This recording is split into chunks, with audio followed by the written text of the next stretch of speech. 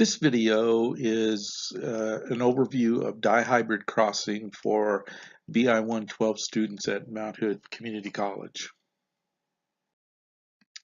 The first place you'd want to go is to go to Table 1. And if you read the information before Table 1, what will be noted is they're using fruit flies.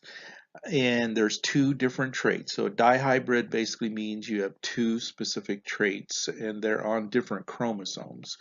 So the two traits they're looking at are wing shape and body color. So what they have is denoted is D. The D's are for wing shape, where the dominant trait is normal wing shape. The recessive trait, or the small d, is for dumping wings.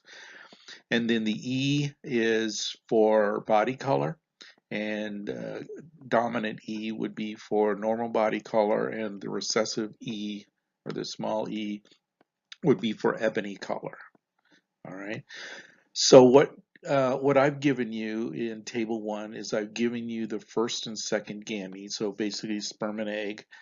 And then your job is to cross those, or basically go through a process of fertilization and come up with the offspring genotype. So basically what you would do is just take the first gamete and the second gamete and just put them together. Now, when they set up the this assignment, they put the D's first.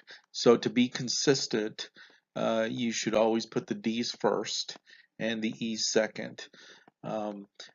And so you'll notice that I had this D, recessive D and E and dominant D and E, and I put them together, keeping the D's first.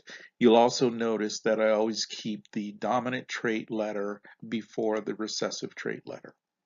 So that's what you need to do.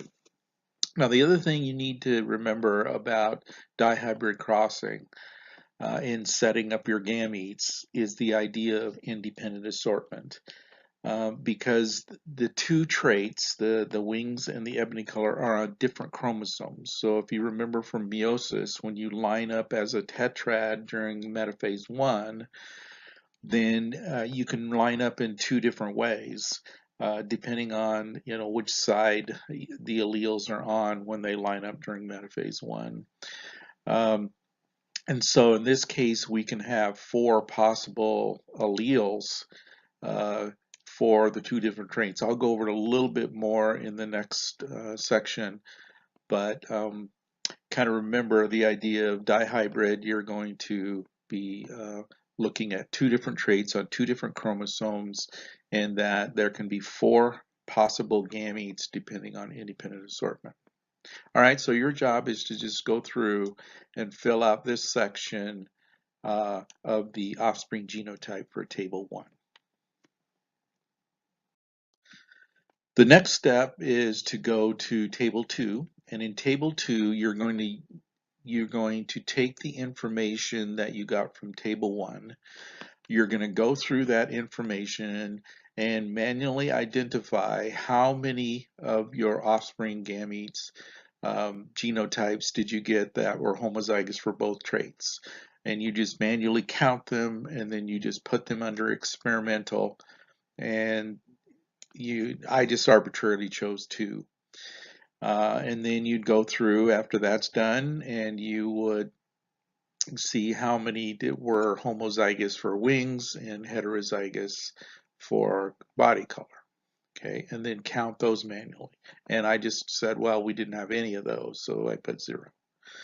In any case, so this is kind of a short version of Table 2, but in any case, you just keep going through Table 1, identifying how many you have of each genotype and writing the numbers down. But when you get finished, because there are 16 possibilities in Table 1, these numbers need to add up to 16. All right, that's experimental. Now for theoretical, what you're going to have to do is a Punnett square. And so if you notice the Punnett square, basically you're crossing heterozygous for both traits with another heterozygote for both traits. And I've kind of set up here the idea of independent assortment. As you can see, uh, these are in metaphase one lined up as tetrads. What you don't see is I didn't want to be redundant, so I didn't make the extra homozygous D, or the sister chromatids, because that would just totally redundant. So I just used one big D, one little d, one big E, one little e. But you notice that they could line up like this. If I can draw a straight line, if this is the metaphase plate, you can see that that would be, the big D, big E could be one gamete, and the little d, little e could be the other gamete here. But if they lined up differently, independent assorted, then you'd get the next two combinations with that. If you have problems deciding, I don't know if you remember from math where you can do foiling, where you could basically just say this D and this E could get together, or the dominant E or the E with the recessive E, and then do the same thing, and then you'd have your four gametes. Well, in dihybrid crossing, you need a Punnett square with 16 squares. You're going to put your gametes on the left side again and on the top. And since we're crossing the same things, then we'd have the same gametes, and then you just cross them. So the big D, big E, big D, big E would end up here. Again, always keeping the D's first. And then when we cross this one with this one, then we would get this combination. So you basically fill out these 16 squares, and then you have to manually count them again. Basically say, okay, how many homozygous for both trait did we have? And I just arbitrarily said one. So you're just going to go in here and say, okay, here's one. Do we have any other ones anywhere else? No. Well, we got one. How many do we have of this? And so you just go through and identify, well, I found 4 of those. So you just continue filling out the table until, again, you need to end up, if I can make a 6, I don't know, until you get 16, because there's 16 squares there. All right, so that's the theoretical with the experimental. The next thing is to fill out the phenotype. So in this case, this is truly Mendelian, which means you have a true dominant, true recessive. So as long as you have one dominant letter, you are normal. So in this first case, you'll notice our phenotype, we have both a dominant D and a dominant E, so we would have normal wings and normal body color. Whereas here, you notice we have the dominant D but recessive E, so we'd have normal wings and ebony color. So your job is just to fill out the rest of this table, just looking at the genotype and determining what the phenotype would be. From there, we're looking at specifically the phenotype. So you're going to look at your table 2, and you're going to look at and manually count how many did we get that had a phenotype that were normal wings and normal color. And so you just count all of them collectively. And I just arbitrarily said, well, we had 8 that were normal. How many were normal with ebony color? Well, we had 2. And then you just continue to fill this out. But again, at the end, you're going to end up with 16 experimental. And then you do the same thing with theoretical, and you add those up. Okay?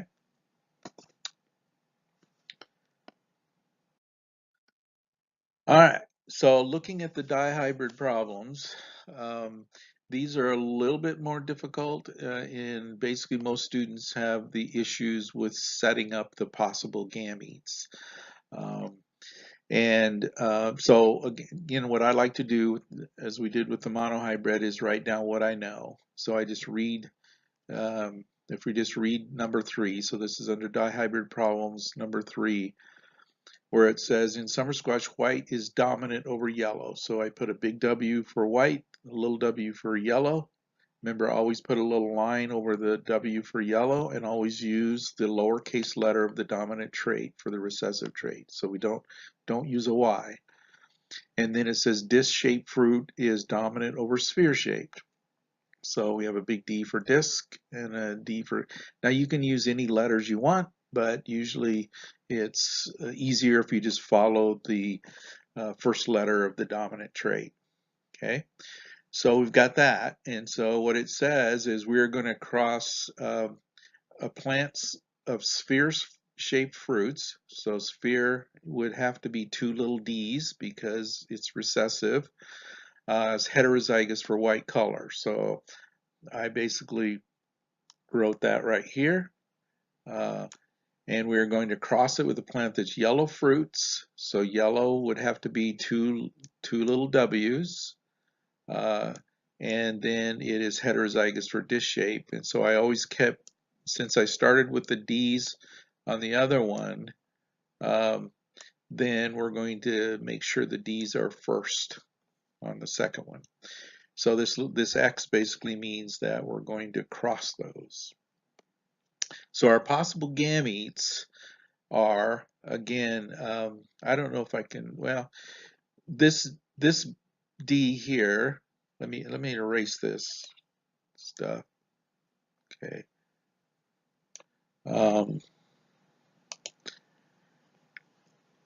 But basically, the way you can do foiling is this D here can match with this big W, or this D here could match with this little w. Okay, so that gives us these two sets of alleles. But there's equal chance that this D could meet this little w, kind of got away from me, or it can match with the big W, so we would get the second set there.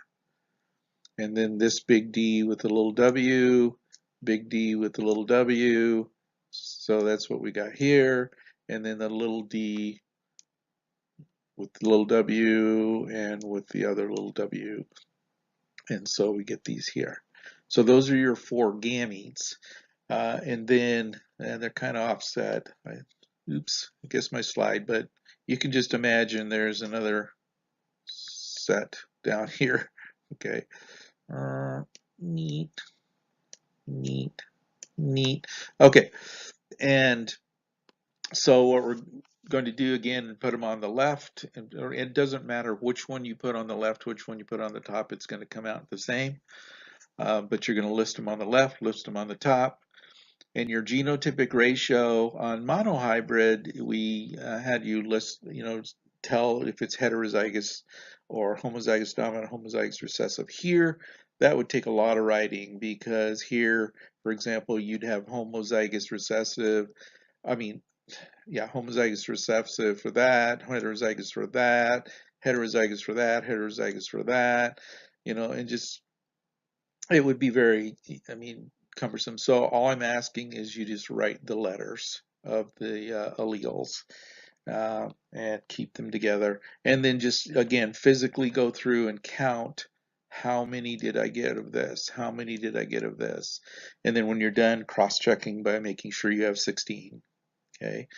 Now the phenotypic ratio, please do not separate the traits, because each offspring is going to have two traits. So you're going to count, how many did I get that were disc and white? How many did I get that were disc and yellow? How many sphere and white? So you don't say, well, I've got 14 white and 4 yellow, and I've got 8 discs and 8 spheres. No, there's a dihybrid, so you keep the traits together because you're describing the phenotypic ratio of each offspring. And its genotype. Okay. So these, the problem with these is for most students is setting them up. But once you get them set up, it's pretty easy. You just go through and you count them. So I hope this helps with the dihybrid, and we will talk to you later.